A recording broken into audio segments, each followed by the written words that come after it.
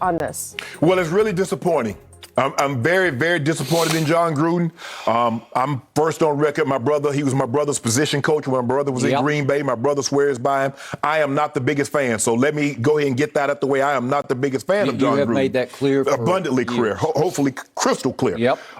Skip, and what have I told you several times? Jon Gruden said that he was angry when he sent this email.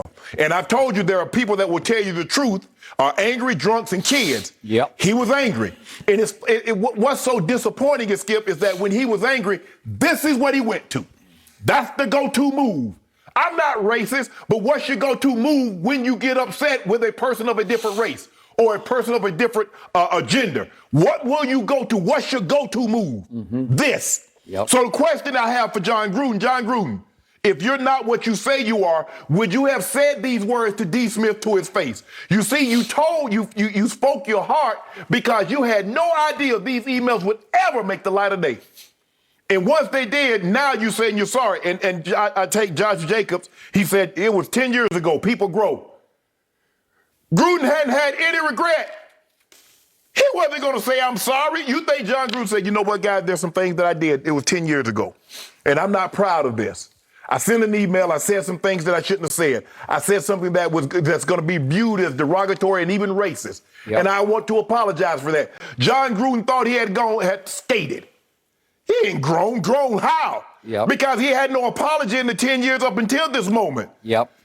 Skip, I think his punishment should be having to go stand before those black men in that locker room for however long he owns this job and have them look at him and because they got in the back of their mind, damn, oh, okay. So if I make a mistake, we lose a game, you go home and you vent. This is what you think of me, huh? Though not one of those players said that publicly after they did have a team meeting in which he apologized, according to Jon, to them. Yep. Okay. Yep. Skip, and for me, I don't believe the NFL should do anything because this is a very, very, very slippery slope you'll be heading down. I don't want Fox to punish me for something that I may or may not have done while I was at CBS. That wouldn't be fair. He wasn't an employee of the NFL. Although, Skip, he was working for ESPN, and we understand the broadcasts are in business. It's a marriage with the NFL. Yeah, he was the lead analyst he was on the lead of Monday Night ESPN Football. with Tirico. But for me, Skip, look, I don't want to beat Jon Gruden up too bad. Man said he apologized, and take him at his word. But Skip, why is that when you get upset with a person of a different race, you always go to racist rhetoric? If that's not who you are, how do you, Skip, I don't even think of it. If somebody cut me off, that's not the first thing that come to my mind. Oh, you this, that. That's the first thing that gets you. So in other words, and you think about it, Skip, you had to type this out, you had to write this out, you looked at it, and then you hit send. You hit that because you didn't think these weren't going to make the light of day. Now, he said there's some other things that I said in there also. So he's trying to go ahead and get in front of these, Skip, because eventually you know what he said about certain owners, whoever the owners are. That's going to come out eventually. But this is not a good look for Jon Gruden, especially, Skip, when you're in the business of leading, because a lot of what Jon Gruden's success has been built on the backs of black men. I want Jon Gruden to know that.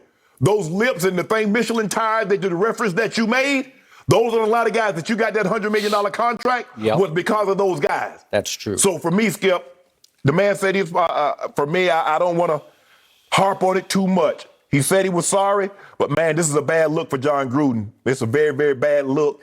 And I feel very comfortable with the way I've been feeling about him. Okay, he's done nothing to change my mind. Okay. Unlike you, I do like Jon Gruden in the times I've interacted with Jon Gruden. I've told you before, I got to know him in my days at ESPN, and he's fun to be around because he tells great stories and he's great to talk ball with. He can really, really talk ball. Right. And I don't know if you've been around him at all. I guess not. Not really. If you were in his presence, you would enjoy it for those minutes you were in his presence. Now to this. I was beyond disturbed by this. I was shocked by this. And Jon is disqualified because of this. Because there are certain mistakes you make. Right. I I don't drink that much, but I had a second drink and I got behind the wheel and I got stopped. Right. Okay, that's a mistake to me. This is the kind of mistake you can't take back. Once you reveal yourself, you're revealed. Mm-hmm. For Jon to say, I don't have an ounce of racism or I don't have a racist bone in my body is a lie. This indicates at least 1 ounce, if not several. Exactly. And at least one racist bone, if not several racist bones. Correct. It shows you that under the circumstances and anger, to whom did he write this email? To Bruce Allen, who had been his confidant and his best friend for his years in Oakland under Al Davis. They commiserated because they were sort of joined at the hip against Al, who was the czar and the overseer and sometimes the tyrant. And Jon clashed often with Al Davis, who I believe does not have, or did not, the late, great Al Davis, who I got to know very well in Oakland. Correct. Al was very progressive in his thinking. Very. And I don't think he did have a racist ounce or bone in his body. But Jon sat down at his keyboard, as you said, and he wrote this in strict confidence to his buddy, Bruce Allen, as you recall, the son of the late George Allen, the former coach of the Washington football team. And this should lead to the suspicions in the black community, among black athletes, about what do those white people do behind closed doors? What do they say? Well, hell, we already know. Okay. A lot of times they'll say it to our face. Okay, but this is classic. Yes.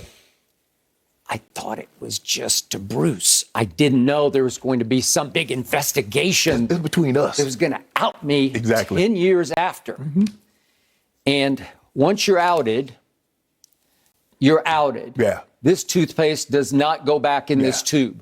I'm sorry. You'll never be looked at the same, Skip. You will never be looked at the same. And I know that's harsh. And I'm not trying to contribute to what is now called cancel culture. No. This is just one of those things where you just can't take this one back. Right. You can't apologize out of it. You could own it, which he did not do. Right. And I want to refer a couple of times here to a column in USA Today by our friend Jared Bell, who is the longtime veteran, great African-American columnist for the sports section of USA Today. And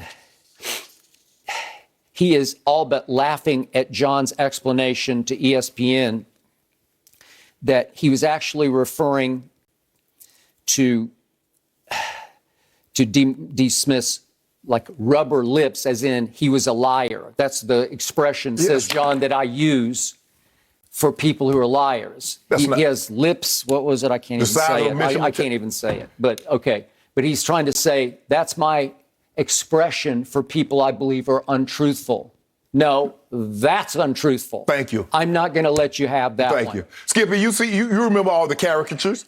And the caricatures, when they had the animation on television, what did they have? Huge lips. Huge lips. Huge. Come on. See, Skip, an apology. I come before you today. I was wrong. I want to apologize for the insensitive remarks that I made.